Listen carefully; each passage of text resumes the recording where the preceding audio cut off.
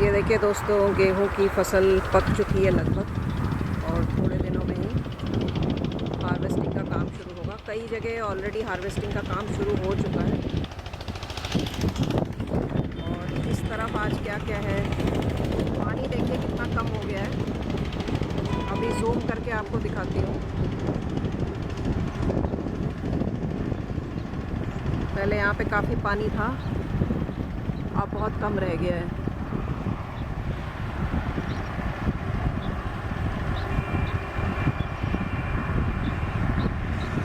कुछ बड़ी बर्ड्स हैं यहाँ पर, ये मुझे लगता है आइबिसेस हो सकती हैं।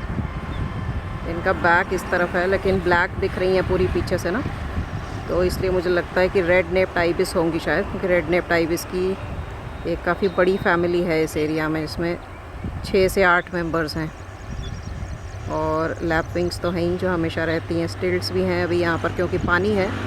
हालांकि अभी मैं टोल प्लाज़ा की तरफ से होके आई, वहाँ पे भी पानी तो है, उस जगह पे पानी हमेशा रहता है, लेकिन वहाँ पे कोई भी बर्ड्स नहीं थी।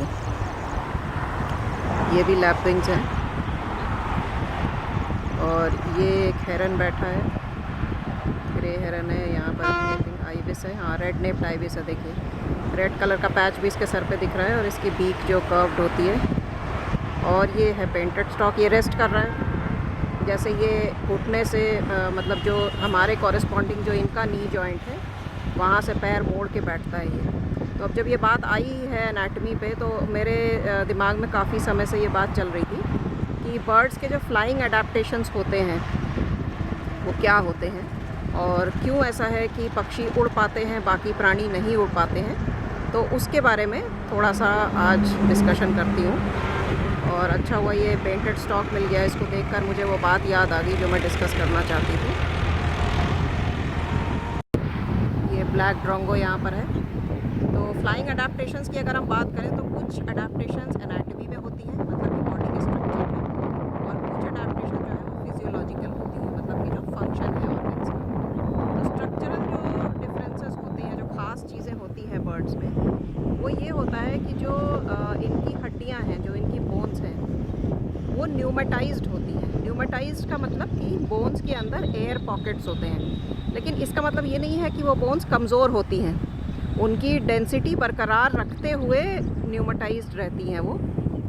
ये देखिए एक बड़ा सा झुंड इधर से उड़ के जा रहा था, आइबिसेस का ही, आगे चला गया पीछे वाले खेत में।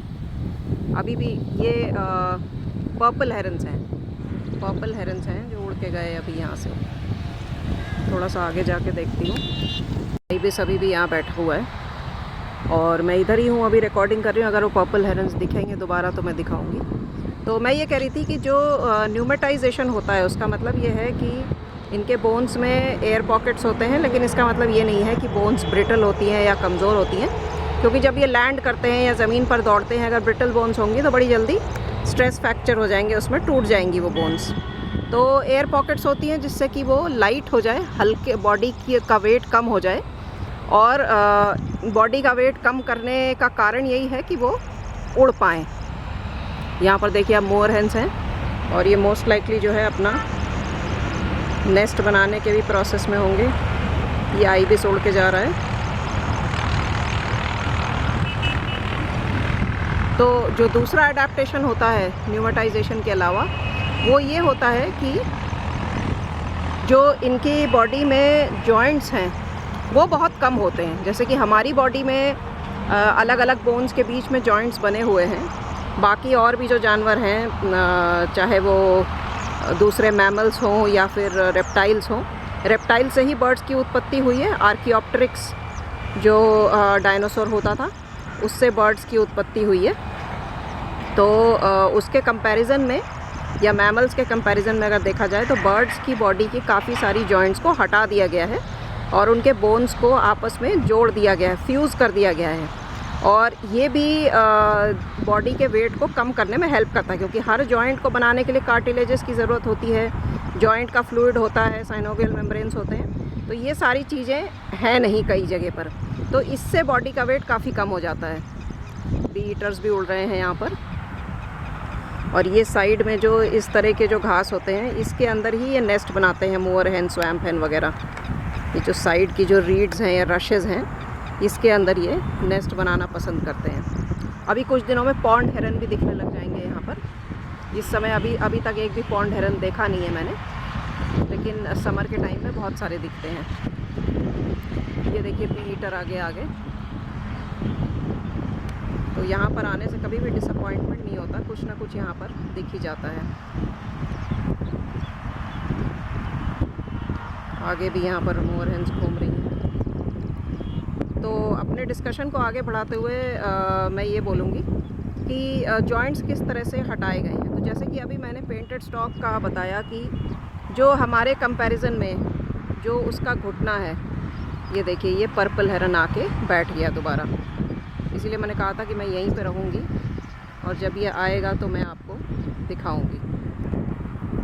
और ये यहाँ पर आ गया है, ये देखिए पर्पल हेरन। नेक इनकी कितनी ग्रेसफुल होती है, और जब ये उड़ते हैं तो इस नेक को बेंड कर लेते हैं, मोड़ लेते हैं। जबकि जो ईग्रेट्स वगैरह होते हैं वो जब उड़ते हैं तो उनका जो नेक होता है वो आउटस्ट्रेच्ड ही रहता है। ये पर्पल हेरन यहाँ पे बैठा है और मैं कोशिश करती हूँ फोकस करके आपको बी ईटर भी दिखा दूँ।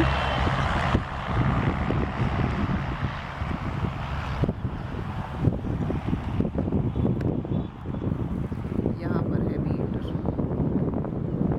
Green bee eater. ठीक है, तो जो अपर लिम्ब होता है हमारा, उसके कॉरेस्पॉन्डिंग बर्ड्स के 2 विंग्स होते हैं, जो उनके 2 पंख होते हैं, वही हमारे अपर लिम्ब्स होते हैं। तो हमारे अपर लिम्ब में आपको पता है क्या क्या हड्डियाँ होती हैं। जो शोल्डर जॉइंट है वहाँ से जो बोन निकल रही है, जो जुड़ी हुई है बॉडी के साथ में, वो है ह्यूमरस। और उसके बाद एल्बो जॉइंट आता है। एल्बो जॉइंट से 2 हड्डियाँ जुड़ी होती हैं ह्यूमरस के साथ, और उनको रेडियस और अल्ना कहा जाता है। और उसके आगे फिर रिस्ट पे आप आ जाएं तो वहाँ पर कार्पल बोन्स होती हैं 7, उसके बाद मेटाकार्पल्स होते हैं 5, और उसके बाद फैलेंजीज होती हैं। तो बर्ड्स की बॉडी में इतने सारे जॉइंट्स नहीं होते हैं, हालांकि बोन्स यही सारे होते हैं। तो फिर किस तरह से एडजस्टमेंट किया गया है बर्ड्स की बॉडी में? तो आप अगर देखें, जो ह्यूमरस बोन होती है इनके केस में, वो बॉडी के अंदर ही होती है, और जहाँ से विंग्स इनकी बॉडी से बाहर आ रहे होते हैं, जो 2 हमें पंख दिखते हैं जो बॉडी से बाहर आ रहे होते हैं, वो रेडियस और अल्ना के कॉरेस्पॉन्डिंग है, मतलब वो रेडियस और अल्ना है। और उसके आगे जो कार्पल बोन्स हैं वो भी सारी फ्यूज्ड हैं, और मेटाकार्पल्स भी सारी फ्यूज्ड हैं, और ये एक स्ट्रक्चर बनाती हैं जिसको कि कार्पो मेटाकार्पस कहते हैं। ठीक है, और फैलेंजीज जो हैं वो, उनमें भी सारे जॉइंट्स नहीं होते हैं, काफ़ी सारे जॉइंट्स को हटा दिया गया है। तो ये सारे जॉइंट्स को फ्यूज़ करने का फ़ायदा ये है कि ये बॉडी के स्ट्रक्चर को लाइट बनाने में हेल्प करते हैं, और सभी बोन्स के अंदर एयर स्पेसेस हैं, न्यूमेटाइज्ड हैं वो, तो इसलिए भी ये उड़ने में मदद करते हैं इनकी।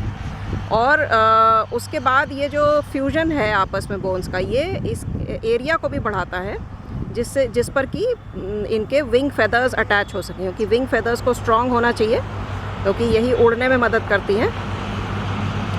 तो इसलिए इनके अटैचमेंट के लिए भी अच्छा खासा स्पेस क्रिएट हो जाता है।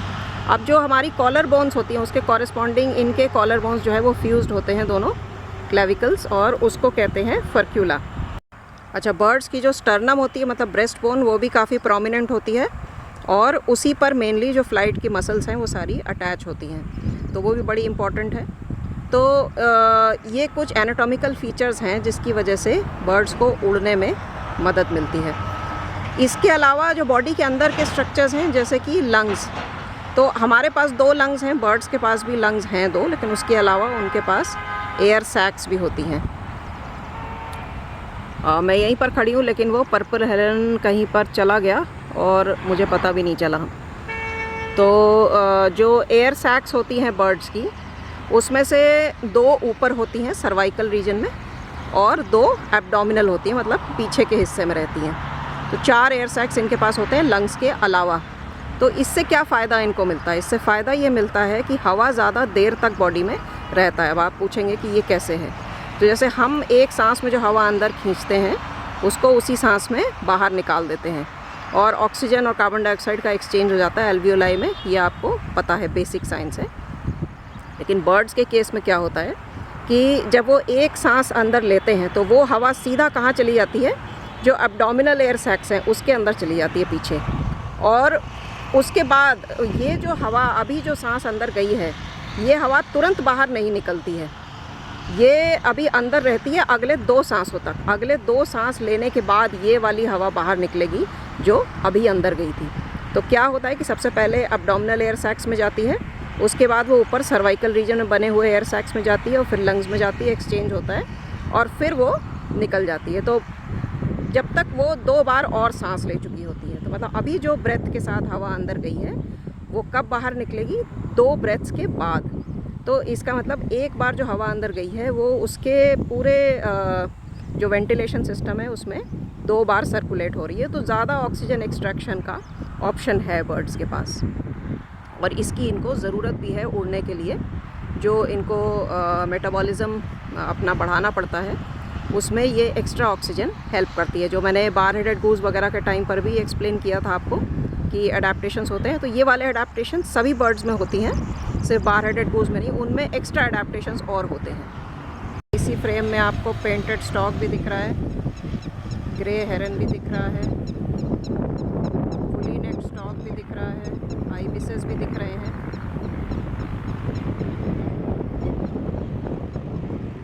सारे एक साथ दिख रहे हैं यहाँ पर।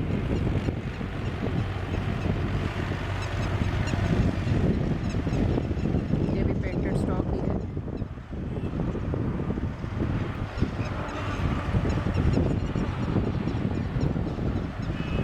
ये ब्लैक हेडेड आइबिस की फैमिली बैठी हुई है। तो फिजियोलॉजिकल जो मैंने आपको बताया, लंग्स के जो अडेप्टेशन स्पेशल इनके हैं जो उड़ने में हेल्प करते हैं। अब आते हैं मेटाबॉलिक रेट पे। तो क्या होता है कि बर्ड्स को अपना मेटाबॉलिज्म थोड़ा हाई मेंटेन करना पड़ता है, क्योंकि इनकी जो एक्टिविटीज़ होती हैं स्पेशली फ्लाइंग, दूसरा है फॉरेजिंग मतलब लुकिंग फॉर फूड, और तीसरी जो चीज़ होती है वो रिप्रोडक्टिव एक्टिविटी जो इस समय समर और स्प्रिंग के अंदर होती है। तो इसमें भी इनका काफ़ी एनर्जी एक्सपेंडिचर हो जाता है। तो हाई मेटाबॉलिक रेट इनको मेंटेन करना पड़ता है।